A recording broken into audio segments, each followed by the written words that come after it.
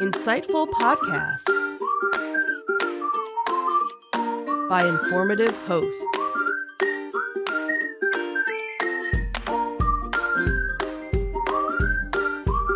Insights into Things, a podcast network.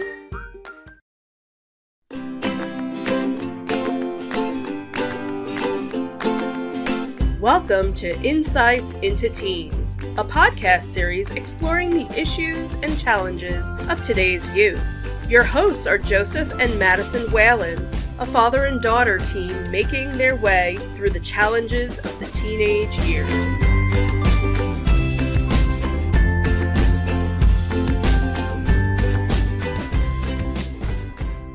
Welcome to Insights into Teens. This is episode 135, Dealing with Class Clowns.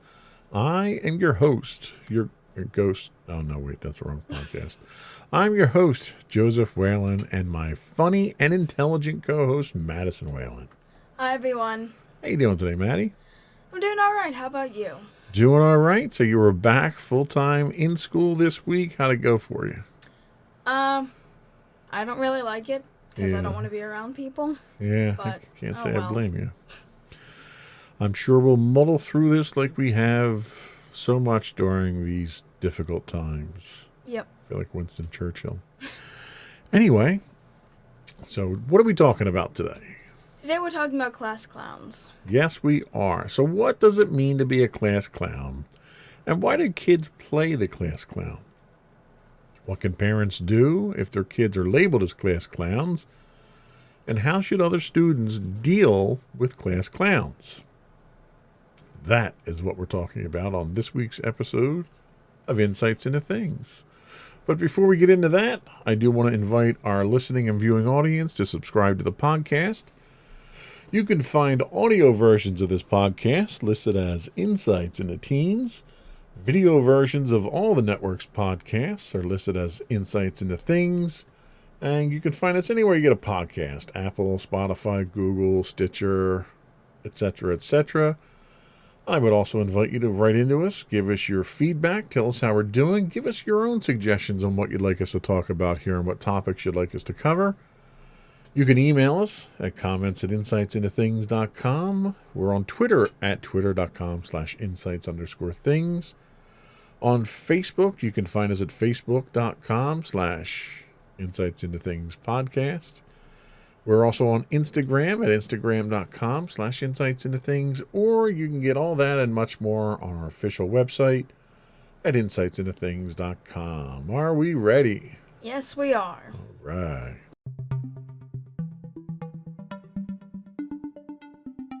So what is a class clown? Now, the pure, strict dictionary definition from Merriam-Webster says that a class clown is a student who tries to make other students laugh. And that really sums it up, but I wanted to dig a little bit deeper into the definition, and I did a little bit more research. And according to a website called thoughtco.com, class clowns are often natural-born leaders.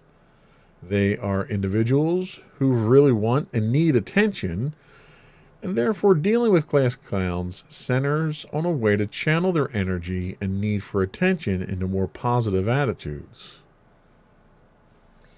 So, what does it mean to be a class clown? This comes to us from understood.org. So, kids act like a class clown in a lot of different ways, which can include giving joking answers when their teacher calls on them, wearing clothes that are extremely loud, silly, or even offensive, making a noisy entrance when they come into the classroom, or dropping things and making a big deal out of picking them up. When kids act this way, it doesn't necessarily mean that there's a problem, but it can often create problems. Goofing around all the time can disrupt class and annoy the teacher. It can lead to being disciplined and can impact grades as well. Being the class clown can also affect your child's social life. Sometimes other kids think it's funny and want to be around your child. But often, kids are turned off by clownish behavior and think it's weird or annoying and not funny. So why do kids play the class clown? So there's a lot of reasons why kids clown around like this. If they're getting a positive response, they might just like the attention. And in my experience, I find that to have been a lot of the things that motivated class clowns. But that's not always the case. Kids who have trouble with self-control may have a hard time resisting the urge to do or say something they think is funny. And that's often true with kids with attention deficit hyperactive disorder or ADHD. If the thought enters their mind, they act on it without stopping to think about the consequences. Some kids act up in class not to draw attention to themselves, but away from things they're struggling with. They clown around to hide challenges. Some of the things that they might try to cover up are anxiety, bullying, learning differences or difficulties, trouble with focus or organization, being impulsive or hyperactive, trouble with social skills, stressful situations at home, or even low self-esteem. Kids aren't usually trying to be difficult. They're just trying to cover up their weak spots. It's better to loudly burst through the classroom door and have everyone laugh than to be laughed at because you lost track of time and are always late. Clowning around is often a way to get ahead of criticism. So, okay, that's a very good definition of what we're going to refer to as class clowns. Do you, and don't name any names, but do you know any class clowns that you have to kind of experience in your day-to-day activities at school? Well, I definitely think everyone kind of has to experience class clowns during high school, and I definitely have my fair share of people who I've met or people who are in my classes that definitely fit the definition of a class clown. Do you think you're a class clown? Probably not, because I don't really like the attention, and I never really try to crack jokes all that much, especially not to interrupt class. Okay.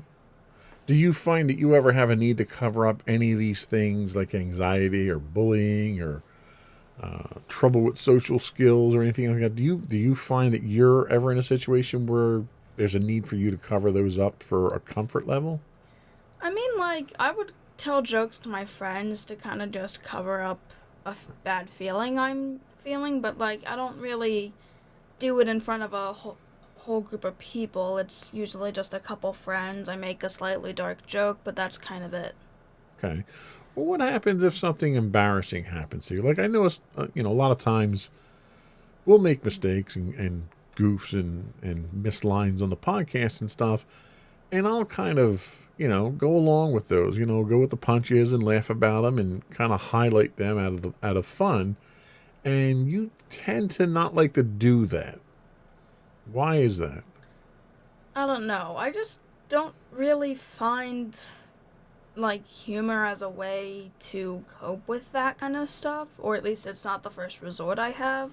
The first resort for me is kind of just to curl up into a ball and just pretend that I didn't exist. I'm not sure that's any healthier, to be honest with you. I know.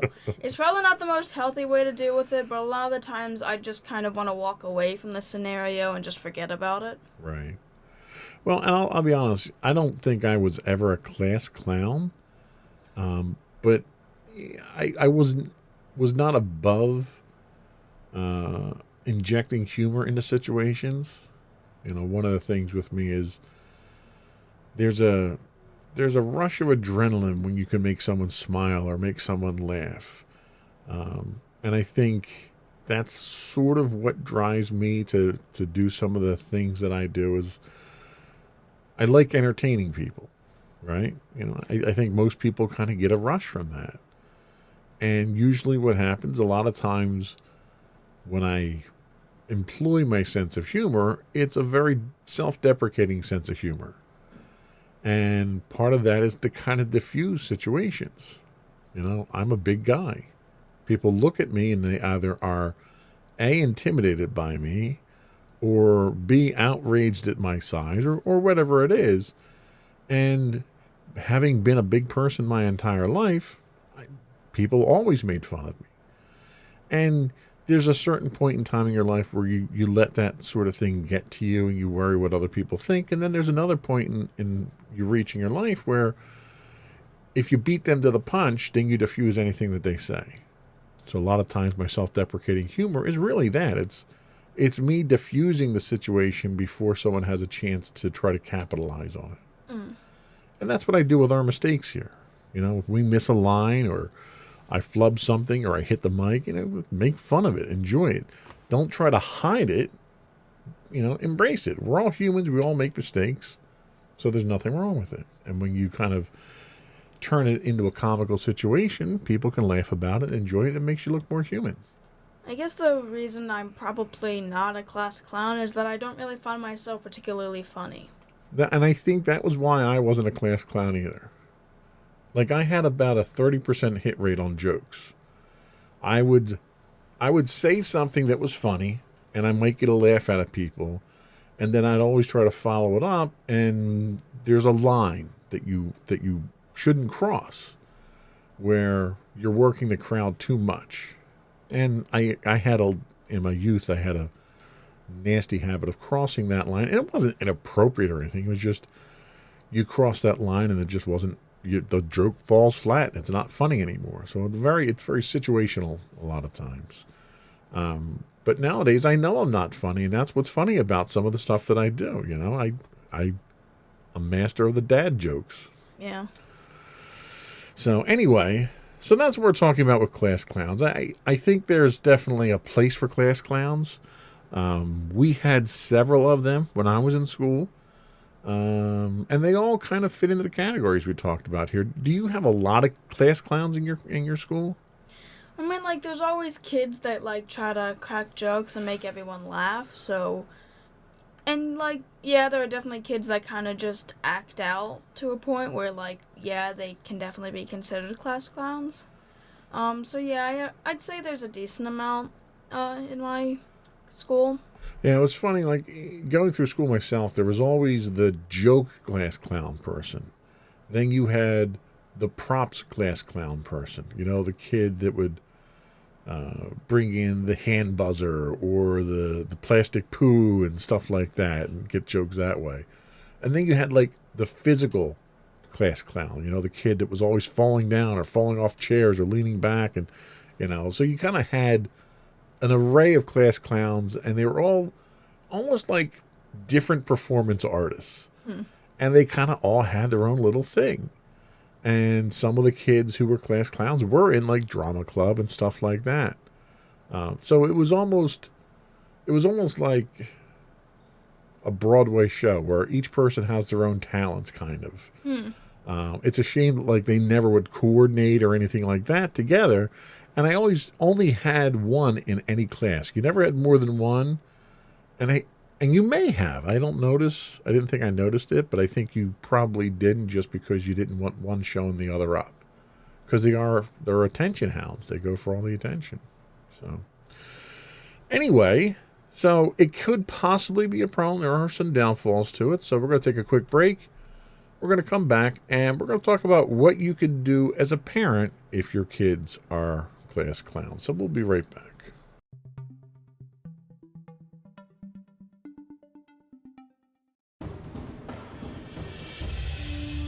For over 7 years, the Second Sith Empire has been the premier community guild in the online game Star Wars: The Old Republic. With hundreds of friendly and helpful active members, a weekly schedule of nightly events, annual guild meet and greets, and an active community both on the web and on Discord. The Second Sith Empire is more than your typical gaming group. We're family. Join us on the Starforge server for nightly events such as operations, flashpoints, world boss hunts, Star Wars trivia, guild lottery, and much more. Visit us on the web today at www.thesecondsithempire.com.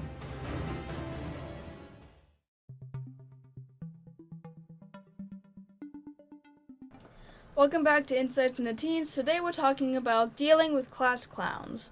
And now we're going to talk about what you can do as a parent to deal with your kid who's a class clown. So when your child acts out to get attention, there are ways you can work on the behavior. Some of these include Keep an eye on your child's behavior and look for patterns. Share what you're seeing with the teacher so you can work together. Ask your child how things are doing at school. Identify your child's strengths and give them positive praise. Help improve your child's self-esteem and find activities your child enjoys and is good at. You can also kids sometimes need help understanding the consequences of their behavior. They may not see the effect of their clowning around it's having. Or they may feel embarrassed by their behavior, but not know what to do instead. During a calm time, talk to your child about how others are reacting and what would be a better way to act. If your child's been clowning around to cover up challenges, you might get similar behavior when you try to talk about it. You may have a couple of shorter conversations instead of just one. Space them out so your child has time to think about what you've said and how to do things differently. And if you think your child might be struggling at school, talk to your child's teacher. The teacher may be able to tell you about challenges your child is having. And that's one thing I have to say that I've been very impressed with your school this year is that the teachers are very supportive of the students. And, obviously we're not in a situation where you're a class clown or it's affecting your schoolwork or anything. But it's important to keep that communication open with your teachers no matter what. I mean, you've even had specific incidents earlier this year where that line of communication proved to be very helpful.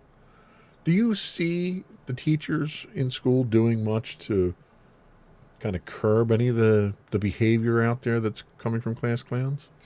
I mean, a lot of the times they kind of, try to curveball, after the class kind of laughs, so they kind of just curveball it back to the lesson so everyone can kind of still continue with the lesson. They might sometimes try to get the class clowns to participate so they know, they're doing it right. I mean, even today, they were, I've had specific instances where two of the students who were in this scenario today had been class clowns, and they were kind of on their phones, which yeah, you probably shouldn't be doing that. And my teacher basically kind of just took the phones and basically just asked them what they were doing, what we were basically learning, and so that they were able to be kept on track. Right. Now, do you find that kids that are class clowns are disruptive in class? Kind of. I feel like sometimes they go for opportunities. This one specific class clown, every time someone asks them a question, they when the teacher normally asks them a question, they kind of use it as an opportunity to make people laugh. I've had a lot of instances in my history class where this class clown was asked a question and kind of tries to make other people laugh. Now, do you think they're trying to compensate for something or cover something up? Do they know the subject matter they're talking about, or is it, just they want the attention? I think they might somewhat be covering it up because a lot of the times, the thing is, I know that there are people in my history class that will try to cover up the fact that they don't really have an answer to. They basically would just try to make people laugh and instead of making, and kind of how we mentioned earlier, how instead of people laughing at them for not knowing the answer, they'd basically kind of make fun of it. They'd turn it into a joke and kind of redirect the situation. Now, does the school, do they do any kind of discipline on class clowns? Do the teachers crack down on them or anything? I mean, I think they probably would, but I think they kind of are somewhat subdued enough to the point that it doesn't require incredibly harsh discipline. Yeah. Well, and that's the thing, teachers are really experts at handling class clowns. That's kind of part of the job. By necessity, teachers have to play a key role in dealing with class clowns, both from the perspective of helping their students grow and improve, and also from the functional need to maintain some level of order in the classroom. There are things that teachers can do to help that have proven effective in helping students who have the need to be class clowns. One of the things they do is they get the student involved from day one. Give them a role in the class and keep them involved in the lesson. Don't give them any downtime. If they aren't confident in math, don't give them something to do in front of the class that they can't do. That's one of the things they're going to do from a defensive standpoint is be a class clown, like you said. Start with a role like passing things out or taking attendance or writing down answers on the board to problems that others are giving them answers to. That way, when when there's mistakes, he or she has a hands-on visual of why. As they get more comfortable, they can get them doing more. Another thing teachers can do are that there is a ton of moving parts in the classroom. Just assign them tasks. They will love it. Even the students you think won't, will. They all want to feel like they are important and being counted on. Here are a list of tasks for your class clown and that will soon become one of your favorite students. Take attendance at the beginning of every class so they don't get distracted early. Pass out papers. Write for you on the board. Control the smartboard or mirroring system. Pick which student answers the next question. And pass out calculators or anything else that needs to be distributed. So do you find that your teachers tend to do any of these things to try to keep the kids involved and keep them distracted from being class clowns? I know that, my math teacher would kind of, have us do extra credit, have people answer questions. My history teacher also kind of, tries to get people to answer and normally kind of aims for the people that kind of joke around more. That's a very good point. That was kind of leading into my next question. You're a straight A student. You're a good student. You like to participate and raise your hand and give answers. Do you find in classes where you have these class clowns that the attention shifts away from the good students? Do you feel like you're being neglected or there's a detriment to you as a good student because of these class clowns? I mean, in terms of at least being called on, I would say some of my teachers kind of noticed that the smart kids keep answering questions and let's try to redirect it to other students, and it hasn't entirely been the most detrimental, but when they don't have the answer and you kind of have to keep relying on them, it gets to a point where it is somewhat detrimental. And the closest example I can really come up with is during virtual when we were on AutoCAD. My teacher wanted kids to participate, but certain kids weren't going to be giving the answers and we're basically saying that they didn't have the worksheet, they didn't have the work, they didn't do it. I was kind of just, and my teacher was kind of determined to get them to work, and in a way it was somewhat detrimental, and I'm pretty sure my other friend who probably feels the same way about this can also kind of attest to it. So do you think that the class clowns are disruptive in your school? I mean, in certain ways they can be.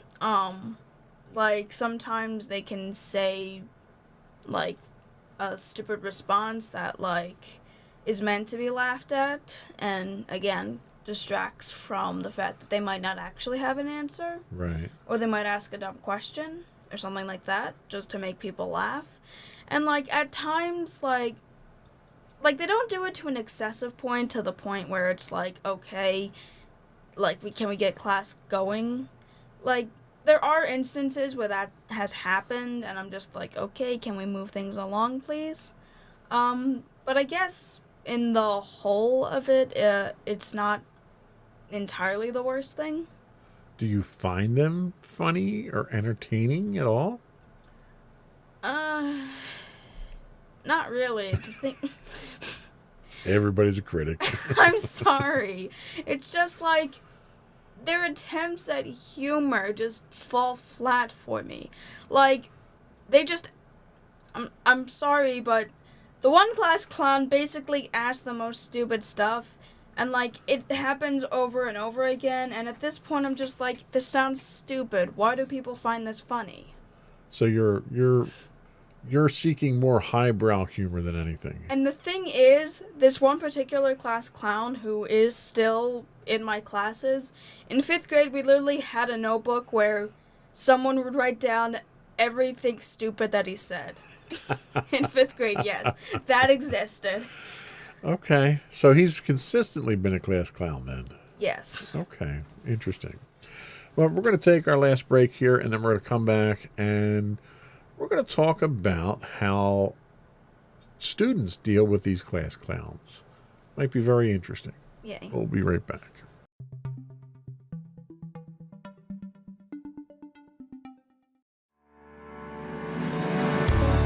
Insights into Entertainment, a podcast series taking a deeper look into entertainment and media.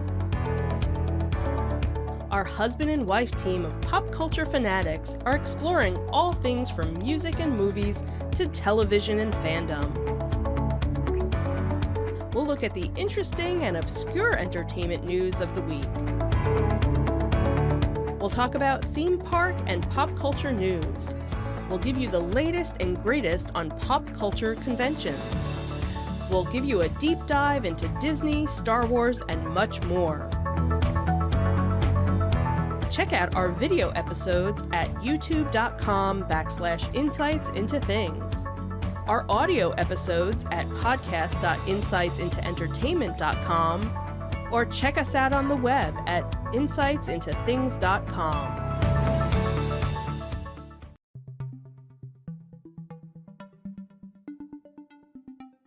Welcome back to Insights into Teens. Today we're talking about dealing with class clowns.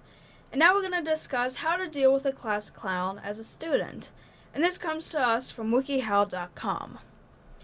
So while you may get annoyed at a class clown for being annoying and disrupting class as a student, there are ways you can manage your physical and verbal response to a class clown. Instead of allowing them to get a reaction out of you, try some of these tips. The first tip we have is to calm and center yourself. Annoying class clowns tend to bring out the worst in us. When you feel yourself getting frustrated and overwhelmed by the actions of those around you, take a moment to compose yourself. This is important to ensure that your mind is clear and to avoid any irrational responses. Take a long, deep breath in, followed by a slow exhale. Continue to take deep breaths until you feel in control of your words and actions. It might help that, while you're breathing, focus on one simple mantra, instead of your annoying classmate. I think that's safe advice anytime you get angry at anything. Yeah. The other option you have is to choose to remain silent. When an annoying classmate intentionally or perhaps unintentionally pesters, teases, or provokes you, the only thing you have control over is how you respond. Don't fuel their negative behavior with poor behavior of your own. Choose to remain silent. Silence is not equivalent to weakness or cowardliness. Rather, it can be the mark of a strong individual who has control over their emotions. While some situations benefit from inactions, others do require our attention. If a classmate is bullying you or others, stand up for what is right. And when we say stand up, again, we've talked bullying here. We're not saying go jump into the fight or get into the fray, but do what's right. Get a teacher involved, get an authority involved, let somebody know that something is happening, and get the help that's needed. Don't just turn the other cheek and walk away and let it continue to happen. Mm-hmm. You should also check your nonverbal responses. In addition to expressing our annoyance with witty remarks and spiteful comments, our bodies also convey our annoyance with eye rolls, mutters, and disgruntled faces. If you are truly going to ignore your annoying classmate, you need to limit or minimize your physical response to their behavior too. Don't groan, sigh, or roll your eyes when they do or say something that gets on your nerves, and I probably need to take this advice because that does happen to me. I'm not gonna lie. So you should also put the incident in perspective. At the moment, it's easy to fixate on the annoying behaviors of others. The quirks can consume our thoughts and drive us mad. To prevent ourselves from overreacting, you must ask yourself this: does their annoying behavior negatively affect my life beyond this moment? Most of the time, the answer is no. One of the most obvious things you can do is just pay no attention to the class clown. Jokers or class clowns devote their time and energy to providing comic relief for the classroom. When you're in the mood for the class clown's antics, their jokes are hilarious. And when you're not in the mood, their attempts at humor can drive you mad. Since class clowns thrive on the reaction from their crowd, the best way to ignore a joker is to have no physical or verbal reaction to their jokes. Class clowns aim to please and are highly sensitive to criticism. If you can't remain silent, a choice remark could put a temporary end to their comedy bit. If you get in trouble for something the class clown did, don't overreact. Remain calm and ask the teacher to speak with you after the class. When you're speaking one-on-one with the teacher, explain your side of the story and apologize for any inconvenience you may have caused. And work with your teacher to develop a plan on how to avoid situations like this in the future. And, basically the overriding sentiment here is be the bigger person, be the mature person, be the rational person in this case, right? Mm-hmm. You mentioned the one about, no eye rolling and nonverbal responses. How do you think these things would help you to deal with the class clowns you have to deal with? I mean, I know that you and I have actually had talks about this. When I come home complaining about annoying classmates, you normally just say the best way is to not give them a reaction. And this is basically kind of what this is saying. Don't really give them a reaction. They just don't really deserve it. Yeah, and in the grand scheme of things, you're responsible for your own actions. And if someone eggs you on and gets you to react, then you're kind of losing that control, right? You're letting them control you at that point. And I don't know, from my perspective, I always found that to be very unsatisfactory to me when someone can provoke me into a response like that. Mm-hmm. I think self-control is a little bit more satisfying to me. But, people get on your nerves. And knowing how to deal with that is going to help you in life. Because trust me, I haven't been in school in a long time. And there are a lot of other people annoying in my life that I have to deal with on a regular basis, day in and day out. Between work or customers or people in the store or rude drivers. So the techniques that they teach you here really are good techniques that work in just about any situation. How do you control when someone provokes you or elicits an emotional reaction from you? How do you usually deal with that? I normally at least try to push it off, and occasionally I will do the eye rolls and just groan slightly. I try not to get a huge reaction. I try not to make a huge reaction. I don't try to scream at them. I kind of just mutter to myself saying, man, this person's really annoying. Yeah, I have this gaming group that I talk to, where we do voice chat a lot. And there's one or two people that get in there that can be very annoying for different reasons. And I used to let it get to me, and I used to get angry. And when I got angry enough, I would just log off and not even play the game anymore. And I've kind of gotten to the point that I'm determined to not let other people make those decisions for me. I want to play the game. I enjoy playing the game, so I'm not going to log off so someone doesn't annoy me. I'm just going to ignore them. And this one particular person who always puts a jab in. Every time you say something, you get some kind of smart remark back from them. And they do that strictly to get a reaction out of you. And for the longest time, they were getting reactions out of me. And then, I don't know, a week or so ago, I was tired of dealing with them. So I'll make a statement in chat answering someone's question. They'll throw that jab out there and they'll wait for me to respond. And I don't.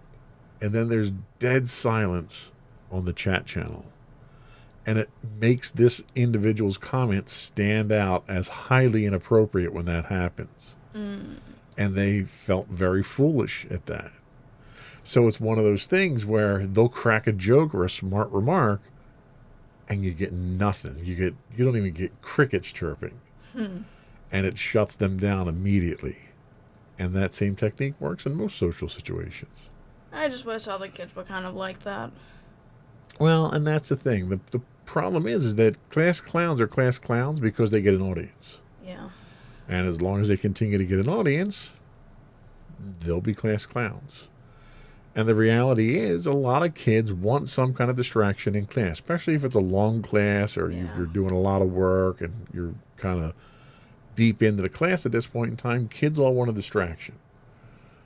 So they kind of welcome that. Even if they might not find it funny, it's that chance to sort of come up for a breath of air, you know? Yeah, and that's why I feel like I'm not a class clown. In fact, I'm probably the exact opposite of a class clown because I want class to continue, and a lot of people probably see me as a complete bore. I've even had people who make comments about the fact that, like, we're just trying to have fun, geez. And then it's like, okay, well, this isn't really the place for it, but fine. Right. And again, that's not just a school thing. You're going to find in professional life, you know, you'll be sitting in meetings and you'll have meetings that drag on and drag on. And I'm usually the type of person in a meeting who tries to crack a joke and get people to react to it. That's more to wake people up than to entertain them at that point in time. Because sometimes we're in some really long meetings and I've seen people nod off in our meetings. Wow. So, you know, they're coping mechanisms. We all have different coping mechanisms for different triggers. You know, they could be stress triggers. They could be anxiety. They could be insecurities. And we all do something, right? You have your own way of coping with things that you're not comfortable with. But your ways tend to not impact others, do they? Not really, no. In fact, I try not to bother people for the most part. I've learned from those mistakes. Yeah. So, and that's really where the problem with class clowns come from, is that they can be that disruptive presence. It's okay to have fun once in a while. It's okay to crack a joke in school once in a while and maybe lighten the tension a bit. But when it's allowed to continue on too far and it starts being a detriment to everyone learning, then you kind of have to step in. The teacher really has to step in at that point in time and kind of bring some control back to it. Mm-hmm. So I think that was all we had to talk about today. Alrighty. We will take a quick break. We'll come back and we'll get your closing remarks. Alrighty.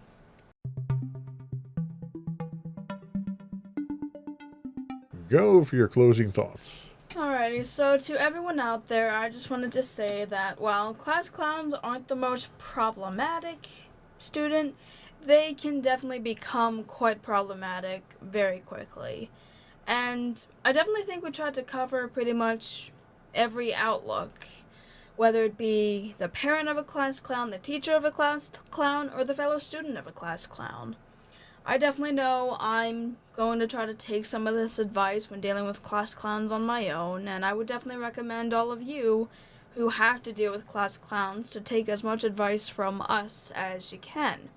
And it definitely helped me to kind of bring a different perspective on this, and I hoped it also helped you to bring a different perspective on this as well. All right. Excellent advice. Great take on it. And maybe after this, you'll be a little bit more tolerant of class clowns as long as they don't get too carried away. Yeah. So I think there's a place for them out there. They certainly do help from time to time. Yep. Before we do go, I would want to once again invite folks to subscribe to the podcast. You can find us listed as Insights into Teens for our audio versions or Insights into Things for our video versions. We're listed on Pandora, Castro, Stitcher, Podbean, Buzzsprout, Amazon, any place you can get a podcast, really. I would also invite you to subscribe or to reach out to us, rather, and email us at comments@insightsintothings.com. We'd love to hear from you. We're also on Twitter at insights_things. We do stream 5 days a week.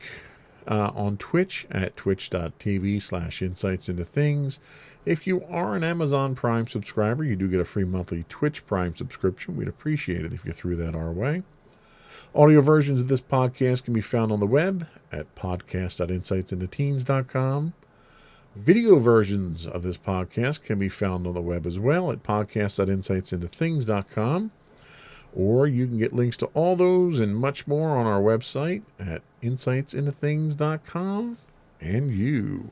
And don't forget to check out our other two podcasts, Insights into Entertainment, hosted by you and Mommy, and Insights into Tomorrow, our monthly podcast, hosted by you and my brother Sam. Excellent. And that's it. Another one in the books. Bye, everyone. Bye.